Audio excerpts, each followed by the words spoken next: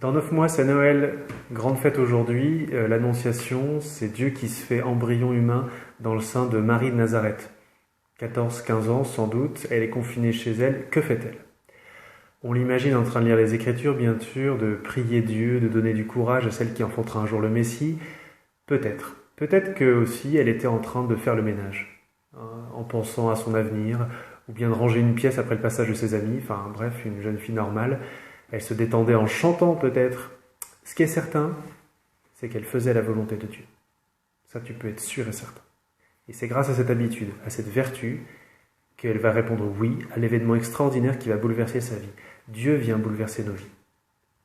Pour toi et pour moi, c'est pas un ange visible, mais notre ange il est toujours dans le coup. C'est comme ça, je dirais, que la foi n'est pas quelque chose de confortable.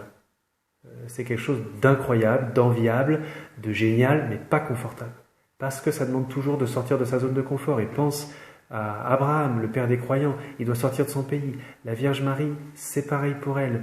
Elle doit modifier ses plans d'admission post-bac. Et toi, tu as un appel, essaye de te mettre dans l'axe de Dieu, même si ça demande un petit peu d'inconfort. L'épidémie de coronavirus est une épreuve de foi. Dieu vient bouleverser le monde entier à sa manière.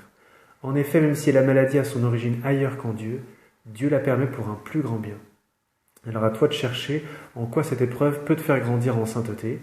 Mais comme le monde, tu as le choix entre faire la volonté de Dieu ou entrer dans la tentation que ça change rien à ton cœur ou que ça l'encrasse encore plus dans l'égoïsme, dans l'incroyance. Bon, je te propose 3 axes de prière à Notre-Dame de l'Annonciation. 3 intentions.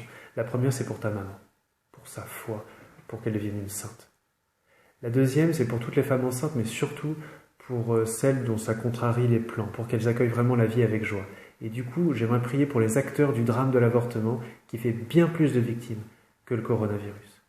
La troisième intention, c'est pour ta Sainte Mère, l'Église, pour qu'elle enfante de nouveaux chrétiens. Alors maintenant, récite l'Angélus. 1 minute.